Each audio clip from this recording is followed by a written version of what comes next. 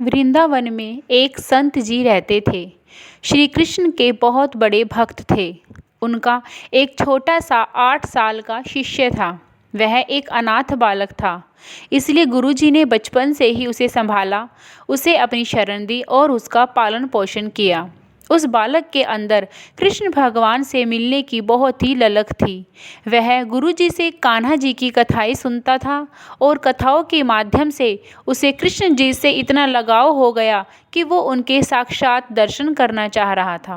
वह बार बार अपने गुरु से पूछता था कि गुरुजी, मुझे कृष्ण भगवान के दर्शन कब होंगे।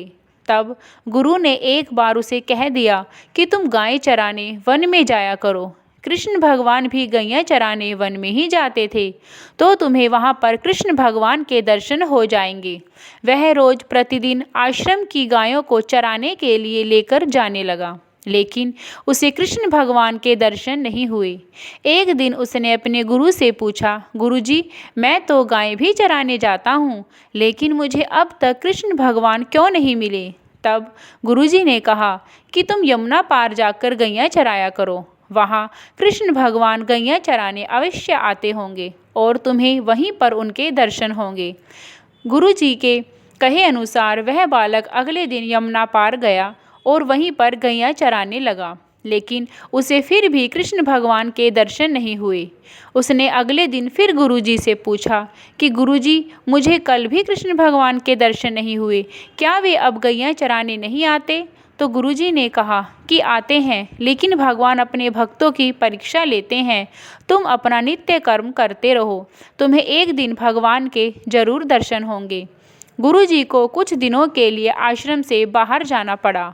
कुछ दिनों पश्चात जब वह बालक एक दिन गाय चरा रहा था, तो उसने देखा कि दूर से कोई गाय और बछड़े को चराता हुआ आ रहा है। जब वे उसके पास गए तो वे साक्षात ही कृष्ण भगवान और बलराम थे और उनके साथ उनके ग्वाल बाल सखा भी थे।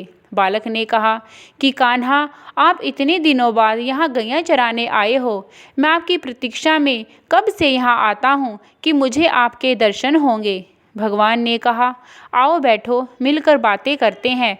तब बालक बोला कि कान्हा, मैं आपके साथ मित्रता करना चाहता हूँ, क्या आप मुझे अपना ग्वाल सखा बनाएंगे। कृष्ण भगवान ने कहा, अवश्य, तुम्हारे जैसा सखा पाकर तो मैं भी धन्य हो जाऊंगा। तो आज से हम मित्र हुए, बालक ने कहा।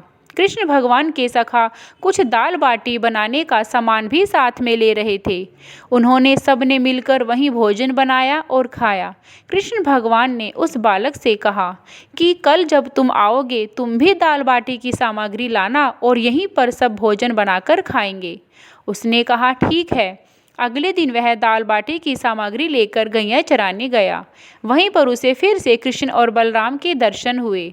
उन सब ने मिलकर दाल बाटी बनाई और वहीं पर खाई। अब तो वह प्रतिदिन दाल बाटी की सामग्री ले जाता और वहीं पर भगवान कृष्ण के साथ मिलकर खाता। गुरुजी आश्रम में आ गए थे। गुरुजी के आते ही उनके दूसरे शिष्यों ने कहा कि गुरुदेव, जब आप यहाँ पर नहीं थे तो यह प्रतिदिन दाल बाटी की सामग्री वन में ले जाता था। इससे पूछो कि ऐसा क्यों करता था। तब गुरुदेव ने उस छोटे से 8 साल के बालक को अपने पास बुलाया और उससे प्यार से पूछा। तब उसने बताया कि गुरुजी, आपने सत्य कहा था, कृष्ण और बलराम वहीं पर गैया चराने आते हैं, मुझे उनके दर्शन हुए हैं। उन्होंने ही मुझसे दाल बाटी की सामग्री वन में मंगवाई थी और हम सब वहीं पर भोजन बनाकर खाते हैं।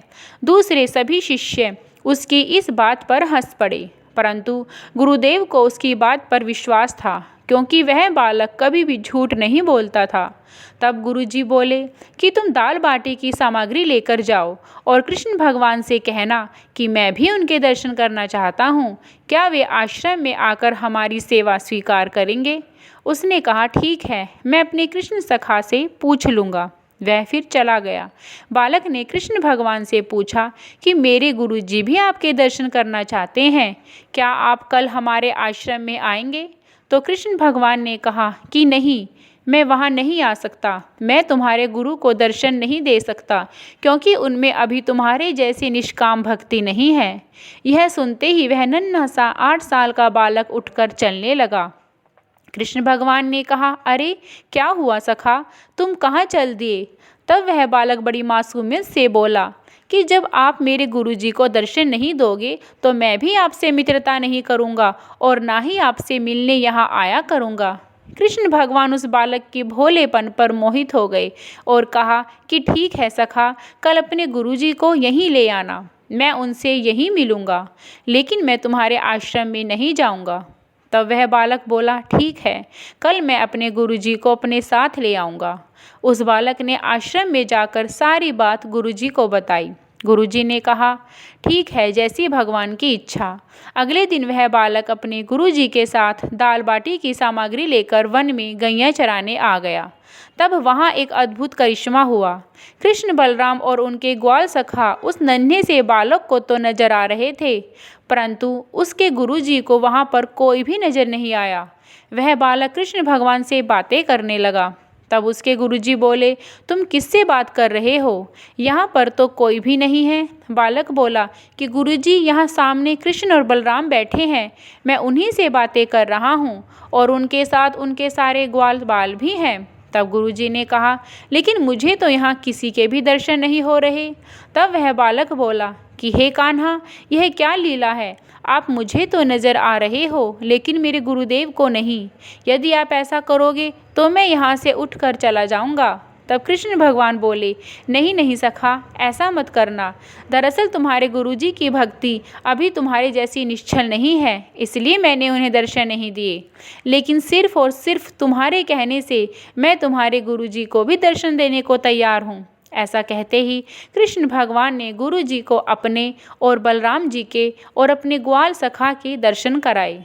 गुरुजी कृष्ण भगवान के चरणों में गिर पड़े और बोले कि भगवान, आपका बड़ा उपकार है जो आपने मुझ पर कृपा की और मुझे दर्शन दिए। मेरा तो जन्म सफल हो गया। तब कृष्ण भगवान बोले कि आपके शिष्य की वजह से ही आपको मेरे दर्शन हो पाए हैं। आपका यह शिष्य बड़ा ही निश्चल और आपका सच्चा सेवक है, जो आपके लिए मेरी मित्रता को त्यागने के लिए भी तैयार है।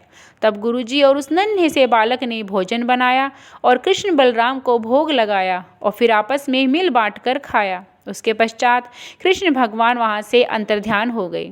तो भक्तों, इस कथा से हमें यही सीख मिलती है कि भगवान तो प्रेम के भूखे होते हैं। जो उनसे निष्काम भाव से प्रेम करता है वे उसे अवश्य दर्शन देते हैं। वीडियो पसंद आई हो तो प्लीज़ मेरे चैनल को सब्सक्राइब करें। धन्यवाद।